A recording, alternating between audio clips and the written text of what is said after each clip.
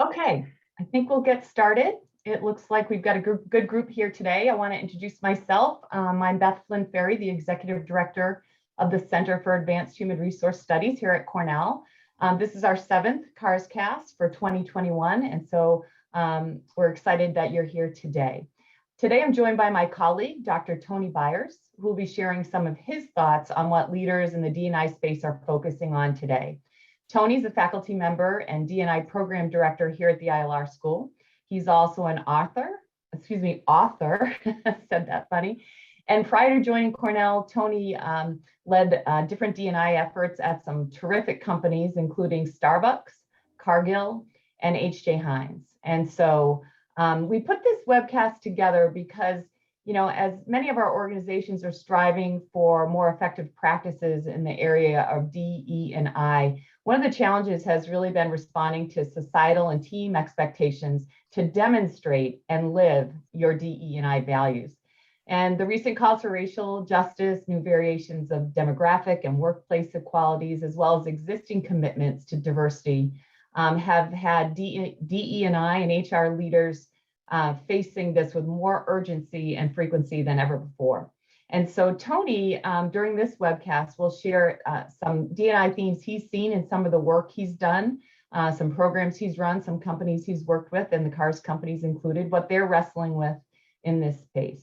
So over the next 25 minutes or so, I encourage you to submit any questions that you have using either the chat or Q&A function in Zoom, and I'll monitor those and we'll field them either as they come or near the end of the session after Tony's remarks. So with that, Tony, I will turn it over to you. Welcome. Thank you, Beth, and I appreciate the opportunity to be here. Great to see you and everyone else who are joining us today. So let me just kind of jump right in, just because I know that time is of the essence. And so, Beth, if you don't mind just advancing to the next slide, since you're driving today. Yeah. I always like to show this image when I start to think about the work of diversity, equity, and inclusion practitioners. Oh, one back, please. Because this particular image, it really, for a lot of people, captures how they might be feeling. You heard Beth in her introduction talk about all of the challenges and the unique issues that the E&I practitioners and even organizations are facing. But there are just times where just the work becomes insurmountable. This is just this one person trying to hold up all of the things regarding diversity, equity, and inclusion in a large organizational culture. And where the fear is, if they walk away from that, the rock starts to roll back down. And when I show this image to diversity leaders, I typically get a nod of, oh yeah, that's exactly how I feel. So over the last summer or so, I've had a chance to engage with a number of D&I leaders. Some are new to the space, some have been in the space a long time, but we try to focus on or try to understand what are the issues that D&I leaders are facing right now. And so, Beth, please, one of the things there are so many issues. And these issues range from, 6 to 12 very important things. But what we started to have this conversation about is, what is it that's keeping you up at night as a diversity leader? And these 6 things were present, along with other things, which you'll see in a moment. But these 6 were the ones that were kind of bubbling up to the top. The first one is this: how are we going to accomplish these DE&I commitments? Over the last 18 months, a number of organizations have made significant commitments regarding their work and efforts around diversity, equity, and inclusion. And some of them had great leaders in place who were in charge of diversity and inclusion. Others started to tap new leaders on the shoulder to say, help us deliver on these commitments. But one thing that we know is that the commitments were meant to be challenging and meant to stretch organizations and cultures to become better. And then you place it on one person and you say, all right, deliver on this. And now this individual is thinking about, how are they positioned to be successful on these commitments? Do they have the right staff? Do they have the right resources? Do they have leadership alignment? There are a lot of leaders who are gung-ho and really driving and pushing some efforts. And then there are some leaders who are kind of waiting to see how the things are unfold, or not very clear about what's expected of them in order for their organization to lead significantly in this space of diversity, equity, and inclusion. We also know that employee expectations have changed. We're starting to see a large number of employees who are expecting their organization to become what some would call more active, some might call it political, whatever the words that you want to use to capture the sentiment. Employees expect their organizations to take a position on the subject of diversity, equity, and inclusion. And many employees are making decisions about, are they in the right company, or should I join a particular company based on that organization's commitment to this space? How are they showing it and illustrating this every day? Then there is this need to respond to these large social events. Some of them are more domestic in terms of US, some are more global in terms of what's happening across the world, where we have world conflicts and different perspectives. What employees and what customers are asking is, what is your position, organization? And in the past, we used to be able to say, well, we value all people and everything is great. But now there is this need to be able to demonstrate how that happens, what exactly are you doing, and what we can expect from you now and to the near future in terms of diversity, equity, and inclusion. So when leaders who lead diversity have been thinking about this, they're saying all of these things are happening right now, and some we can predict and some we cannot. But these are some of the important things that are keeping me up at night and things that I begin to think about. Next slide, Beth. Not only that, then there are the things that are really at the forefront of everybody's mind too. So there's the impact of COVID and what that means for us working and having different organizational engagement philosophies, and people leaving work or not able to be at work for various reasons. There are this thing about hiring representation goals. A lot of organizations make significant commitments to, we're going to change the way our organization looks in the next 12 months, when they don't have open spaces or open hiring, or these things become challenging. So leaders are trying to figure out, how do we make sure that we meet representation goals, and what do we need to do to be successful? Senior leadership pipeline. We find that there are a lot of individuals leaving the workplace. We know as a result of COVID and some other things that there have been significant number of high level or high performing women who have changed or left the workplace, which has left our leadership pipeline, our leadership bench thin. And so now we are starting to think about, what are those things that we can do to not only keep, but identify and ensure that we have diverse talent going into the future from the leadership perspective. And there is this baseline of talent. How do we make sure that we have a great talent pipeline of just individuals who are coming into the workplace? We're losing a rotation of talent. People are deciding not to enter the workforce. And so many organizations have been challenged with talent for the last 10 years. But with COVID and all of the other things, it has made it significantly more challenging to ensure that we have a great diversity pipeline of talent who can enter the workforce. To help us understand that, then there's this whole big thing about, how are we measuring, and not only measuring, but maintaining a culture of inclusion and belonging. And so many people want to be able to figure out, how do I demonstrate that we're actually making progress towards creating a type of environment that values inclusion and belonging. And then this last one is, what is it that we're going to do to show people, to show our team members, to show the larger community, to be a leader in this space? Now, how are we illustrating our mission and values? If we say we have a value, we have a mission that is important around this subject, what is it that we're doing? And how can we share that message so that people can see that that's very important to us as an organization? So those challenges, along with the previous page of challenges, are these things that diversity leaders have been wrestling with and looking for new and fun ways, or maybe more innovative ways to solve for those. On the next slide, what I tried to do is just capture some of the thoughts that these leaders are doing, and how are they responding in very creative ways, and ways in which we need to think about. So if you look at the first one, this whole notion of What is it that we're doing to expand the concept of this is the way that we do things culture?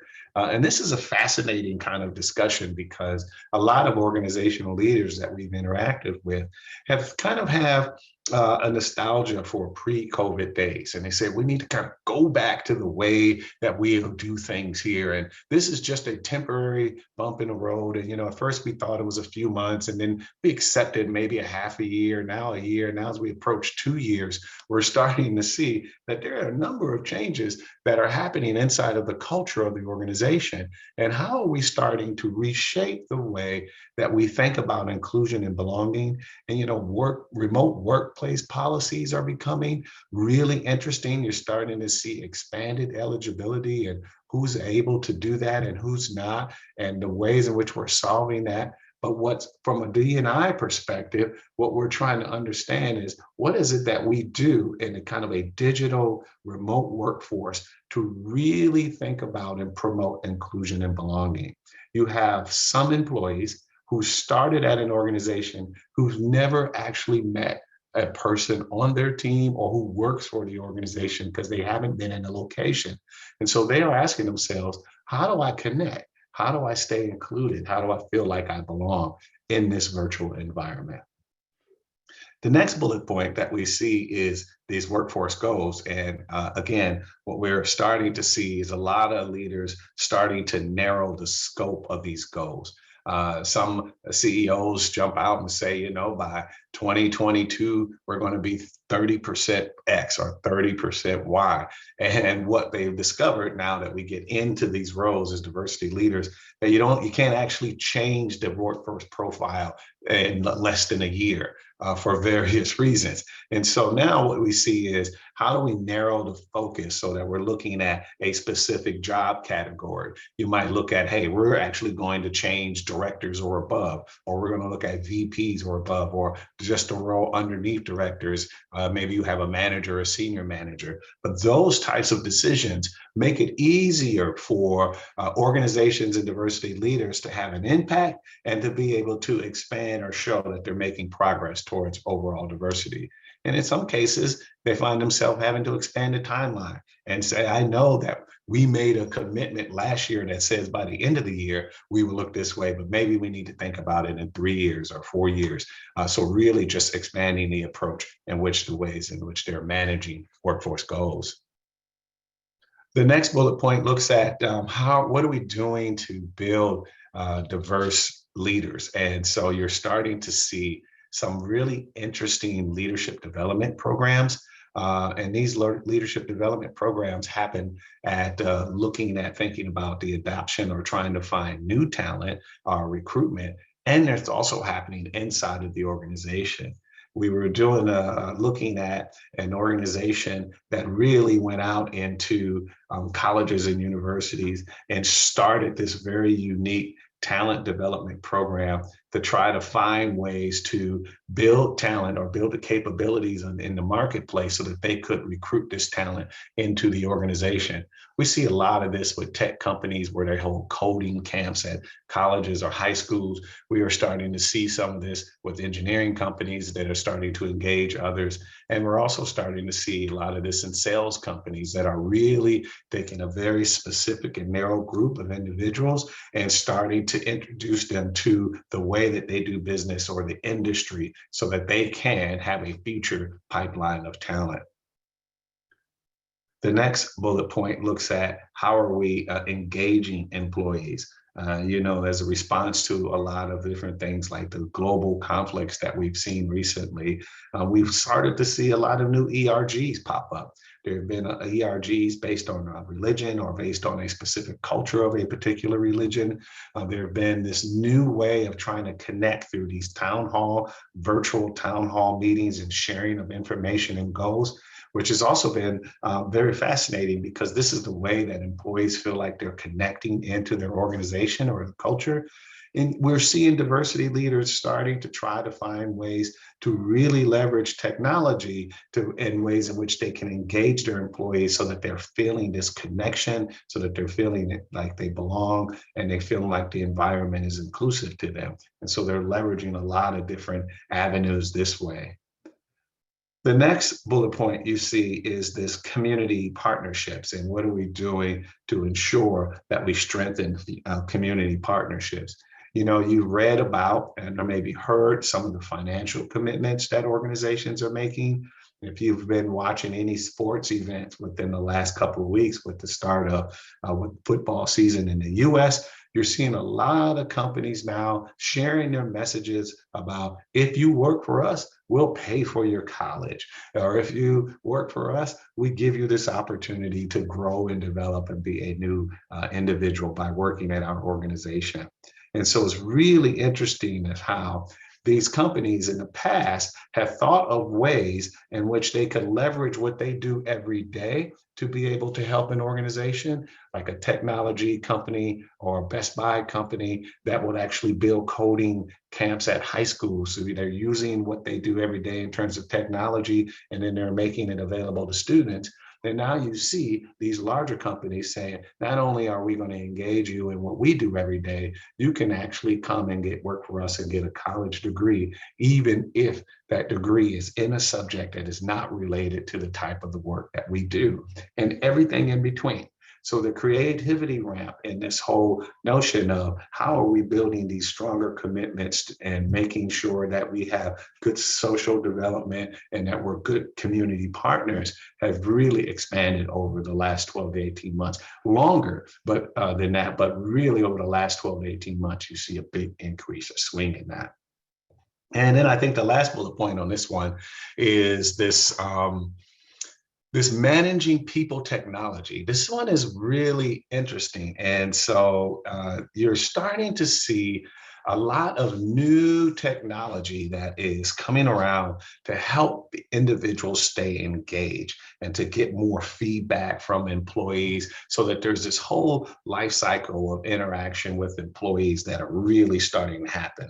And one of the things that we're saying is, how are employees having the opportunity to feel connected, they feel like they're being supported, and that they can bring their best selves to the workplace. And when we think about that or look at that, you see new things from Microsoft. They have a new Viva platform, if you haven't heard of that one. Workday is doing something, SharePoint. They're all kind of coming up with this new process to find ways to help managers, or to remind managers to manage burnout for people who are online or working remotely, to remind managers about one-on-one meetings that they should be having with employees, to give instant feedback to managers of various functions and departments, kind of like a pulse that happens electronically that actually sends back to the manager that says, your team's number on engagement has went down last week, or it's up last week, so that managers can make different decisions.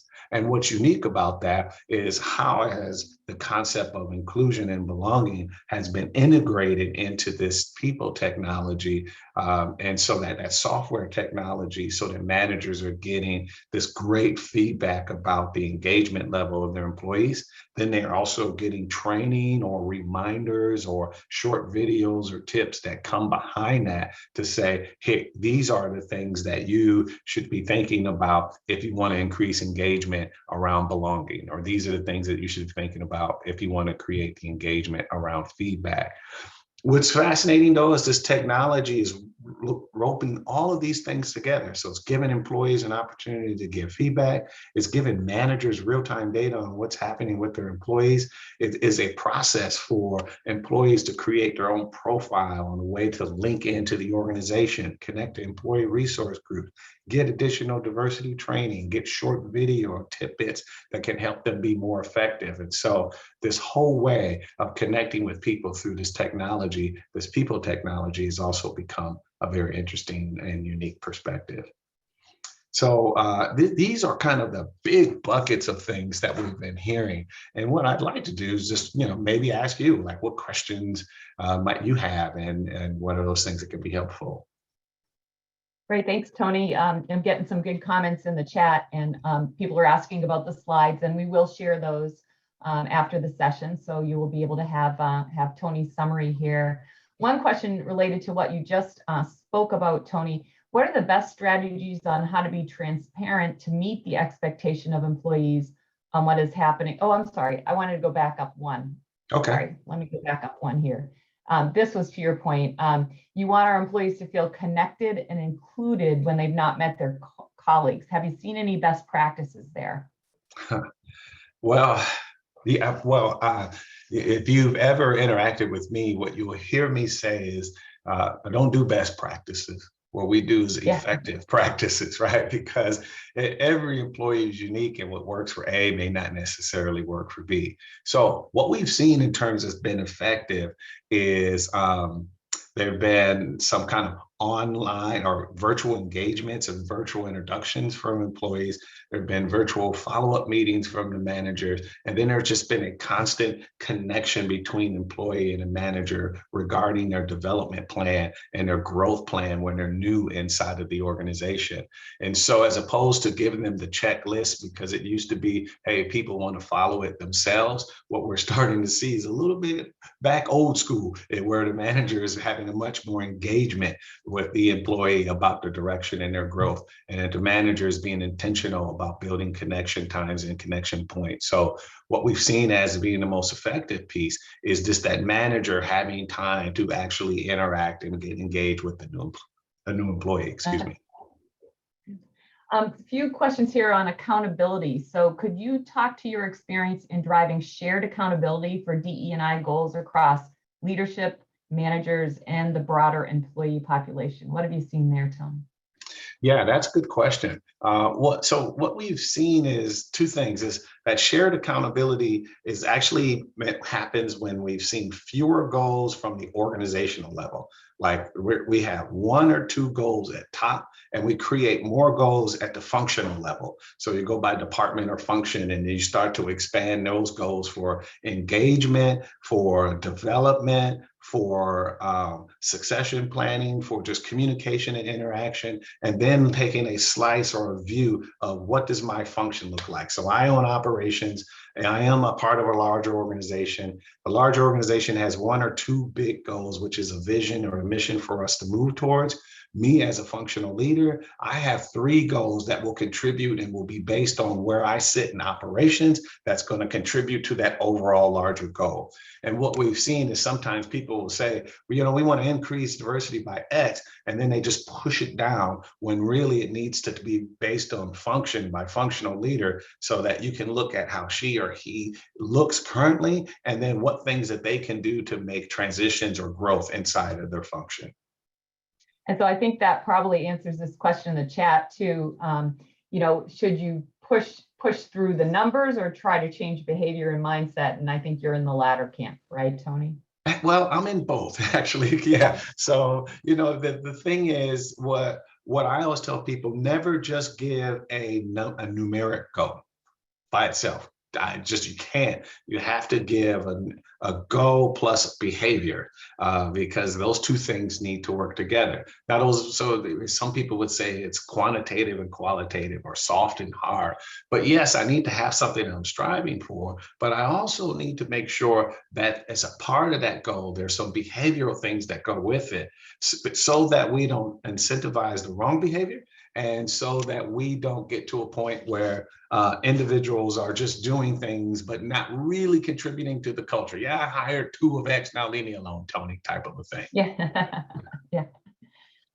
Here's a different question in the Q&A. How do you feel about targeted career development / discussions specifically with diverse employees, particularly Black African Americans?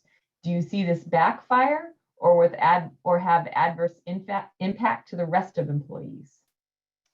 Yeah, that's a great question. And I think it depends on how that is approached, right? Yeah. So, I do think you should have targeted discussions regarding growth and opportunity and development for all employees. And then I think where you start to see where you have some historical disadvantaged groups connected out for one reason or another, that it is okay for you to start to think about what are some things that we could do developmental wise to kind of engage them. Or maybe it's not even what they need to learn. It might be about what we need to learn as an organization, so that we can start start to think about expanding the way that we look for talent so that individuals who come from us from a very different perspective have equal opportunity or equal access to growth inside of an organization. So if you've had one way of looking at talent all the time, then your talent process, and if it's not yielding the type of diversity that you think it should or could, you might ask yourself different questions. This is not necessarily about what's wrong with you. It might be what's wrong with us. And how do we start to think about building some policies that create more opportunity for participation? Okay, good.